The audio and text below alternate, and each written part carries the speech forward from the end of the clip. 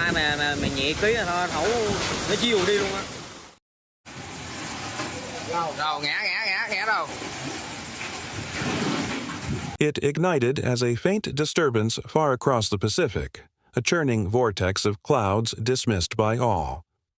Yet, by the dawn of November 7th, 2025, that serene skyline erupted into pandemonium.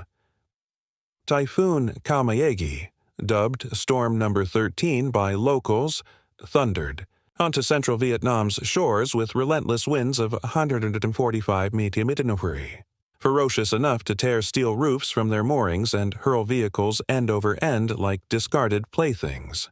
In Quang Ngai and Dak Lak, morning arrived not with golden light, but with shrieking gales and torrential rain battering fractured glass. Electricity vanished in moments. Ancient trees splintered like matchsticks as terrified families bolted while surging floods devoured entire roadways. Survivors called it the most deafening tempest of their lives, a cacophony akin to 1,000 jets unleashing hell in unison.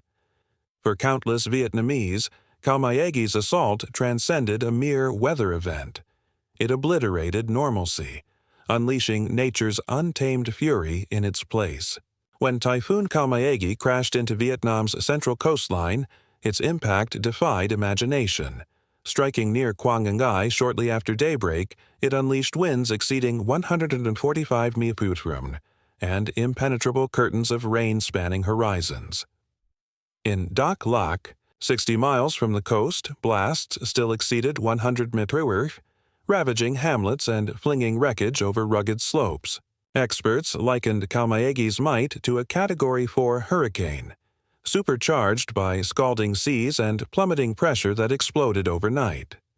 In the opening 6 hours, over 25 inches of rain deluged the land, swelling rivers to rupture, shattering dams and severing vital arteries between central and southern regions. Bustling avenues once alive with scooters morphed into raging, muddy rivers. Vessels shattered against unyielding bridges. Live wires hissed and plunged into the deluge, igniting bursts of light in the submerged gloom. In coastal Quang Ngai, journalists witnessed frantic mothers shielding infants amid rescuers fighting chest-high surges while rooftops stripped away like fragile foil. Vietnam's leaders broadcast a countrywide crisis warning of cataclysmic floods and earth slides. As gales escalated, one banner captured the terror. Kalmaegi has descended, and the world grinds to a halt. As Typhoon Kalmaegi surged inland, anarchy devoured all in its wake. In Quang Ngai, automobiles bobbed along inundated boulevards like lost vessels on stormy oceans. Blasts shredded communities, flaying corrugated roofs, fracturing reinforced pillars, and catapulting rubble across vast urban expanses.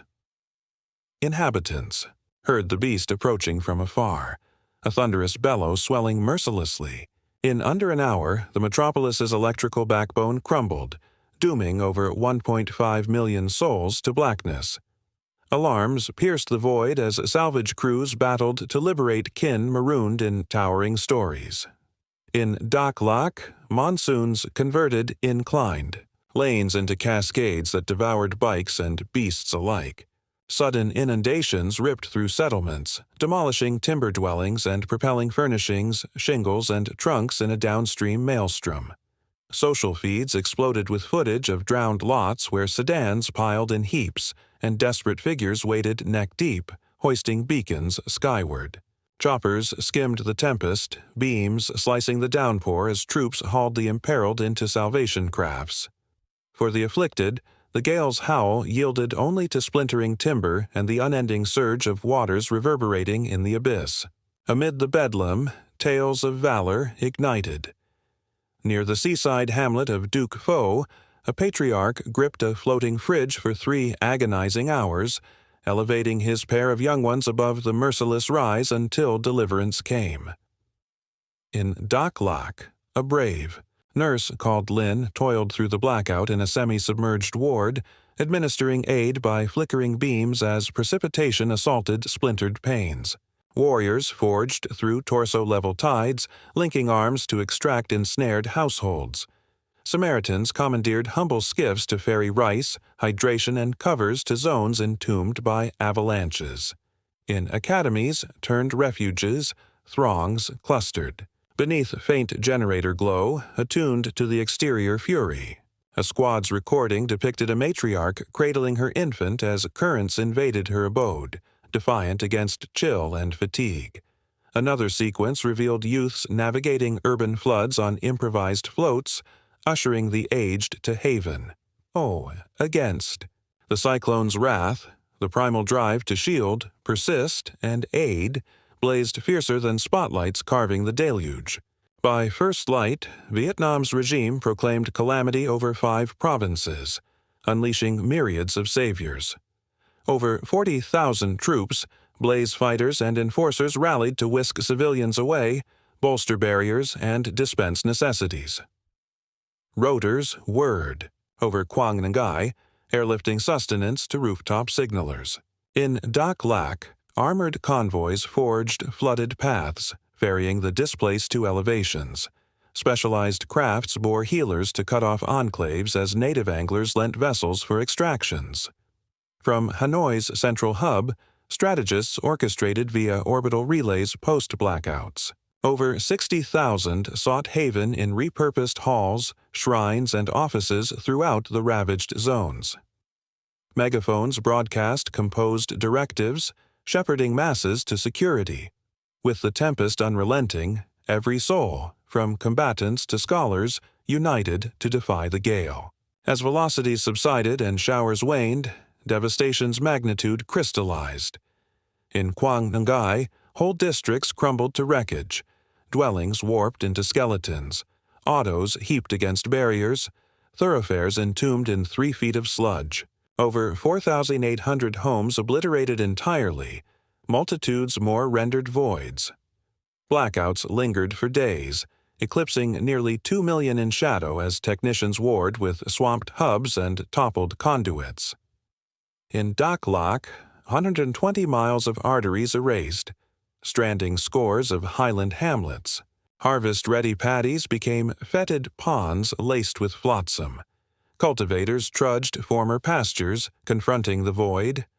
Officials pegged damages beyond $1.7 billion. Yet for many, grief pierced deeper.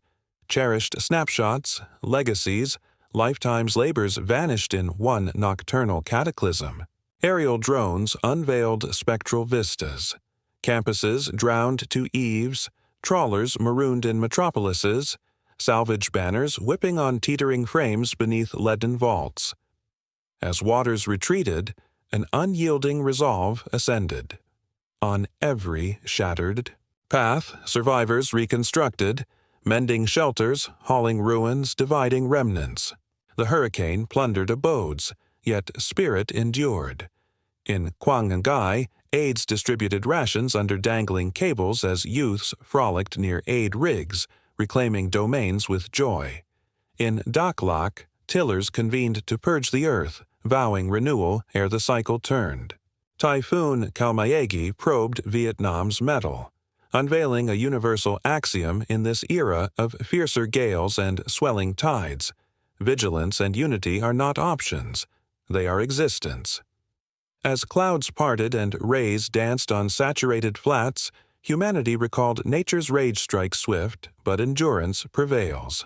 If this saga stirred you, transcend observation, amplify the message. Like, share, subscribe to illuminate our evolving world. Remain vigilant, remain secure.